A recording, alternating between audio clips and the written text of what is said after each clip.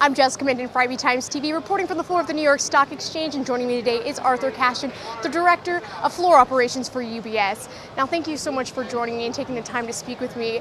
And it has been a crazy week when we do look at the shutdown, everything that's going on, and it was finally resolved. But in the midst of all of this, we are coming up on that Black Monday anniversary on Saturday, and you were here on that day. For those who were not here, can you explain what it was like down here, what the experience was for the stock market crash that happened in 1987? Well, it was, if you weren't here, it's very difficult to actually realize. The market had been amazingly strong throughout much of 1987 coming in to the fall, and it was up, I think, somewhere around 38% going into Labor Day. And then a couple of things began to pop up. There were talk about putting different taxes in different places. The United States was having a bit of a dispute with Germany about currencies and was one side taking advantage of the other. And we began to give up prices. We got into the month of October, and a series of things began to change. Mr. Gebhardt, who was a congressman, proposed that maybe we could put in a tax on imports, and that reminded a lot of people of Smoot-Hawley and the 1929 crash. The dispute with Germany grew, and Germany proposed putting in a tax that would actually make U.S. treasuries unattractive. So we had the market drop about 90 points one day, which was the largest point drop we'd ever seen. And then on the Friday before the big crash, it was an expiration day, and there were rumors around about possible hostilities breaking out between the U.S. and Iran over the weekend. And the stock market went down 108 points, which was the largest point drop in its history. So in that week, you saw two of the largest point drops. And there were no particular buyers. There was a big storm in London, and that market was closed. So the dealers here, the specialists, wound up going home that weekend long an awful lot of stock from the sales on the close. Then over the weekend, rumors were that Nancy Reagan, the right hand and wife and right hand of President Reagan, was perhaps going into the hospital with cancer. That raised concerns. Again, the Secretary of the Treasury, Mr. Baker, was on the TV talk shows over the weekend, kind of speaking hostilely about Germany and their currency. So I got up Monday morning, well before dawn, to see what the markets were doing. Hong Kong was off over 10%.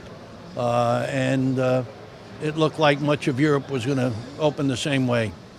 So I raced in. I was running the floor for Payne Weber at the time, and I put out calls to a lot of the people who work with me, asking them to try and come in a little bit early.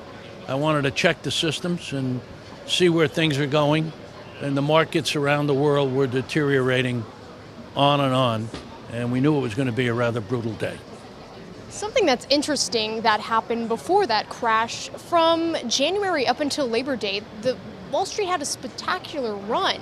And when you look at the rallies that are going on with the Dow and the S&P today, when they keep hitting all these highs, there is this disconnect between the equity market and the U.S. economy when we do look at that jobs numbers. Is there fear that we might be heading towards something very similar to what had happened in '87? Well, there is a disconnect, but you've got to understand a little bit of where that disconnect comes from.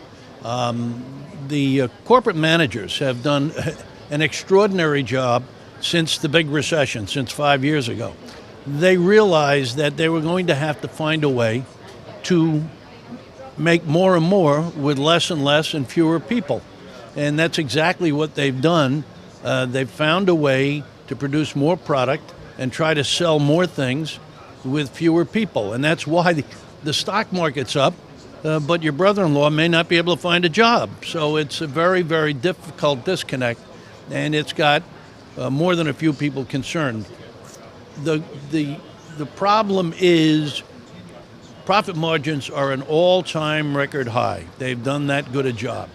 But it's tough to envision them going any further. You can't cut your way to more prosperity. You can't do it by laying off more people. So earnings may come under some pressure here, and that in turn may put pressure on a stock market that was borderline giddy. Now, what kind of safeguards have been put in place since then from up until today? Well, there are a variety of things that were intended to prevent that kind of open-ended free fall almost. And yet, as we have changed, some of those protections, those lifeboats, haven't really been functioning. That's why we had a flash crash a couple of years ago. And computers are wonderful things. They speed everything up, but they don't have a mind of their own. When you're programming a computer and you write sit, it sits down in the middle of the floor. It doesn't know to wait to go over to the sofa. And so therefore, you have these moments when suddenly prices begin to race out of control. And I'm somewhat prejudiced, having done this nearly 50 years. It's very helpful to have a human there to say, wait a minute, this doesn't look right. And that's what happened in the flash crash. Nothing here on the floor of the New York Stock Exchange where we're standing traded for a penny. That happened elsewhere. It happened where things were traded only by computers. So do we have safeguards in? Yes, but we're also in a new accelerated format, and I don't want to really tempt those safeguards and see if they stick. We're seeing more and more companies thinking about listing here on the New York Stock Exchange for a variety of reasons. With the humans around, if you're the CEO, you can hear, gee, what happened to my stock? Why did it trade like that? Well, there's a human here to analyze and respond. Well, what happened was your company was part of a reweighting of an ETF or some other technical item. That means it's no reflection on your management. It's no reflection on how you're doing. It's having done this, as I say, over 50 years, I can recall thousands of times when it was important to have that human idea of hold it, wait, planes have autopilots, but you wouldn't want to fly all the time without a pilot.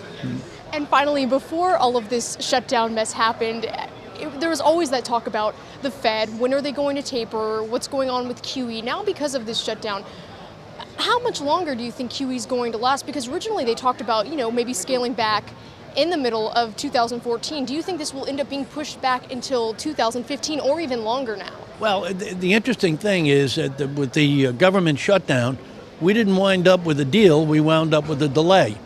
And one of the reasons that the market has kept rallying after that is that delay is thought to put the Fed on hold, that they will not be able to reduce what they're buying because we could face the same thing in a matter of weeks all over again. Secondarily, with this little bit of a dispute that we've had and comments out of places like China and Japan, there are signs that they are scaling back some of their holdings. So that's fewer people to buy the U.S. Treasury bonds that we need to fund the government that we've just reopened. So can the Fed really step back if these other people aren't going to buy? So that's led people to believe they're still here. There'll be more free money. That punch bowl is going to stay right on the table. Well, Arthur, thank you so much for taking the time to speak with me. It's so great to hear your insight, especially on your Black Monday experience. That's Arthur Cashin of UBS, and I'm Jessica Minton for IB Times TV.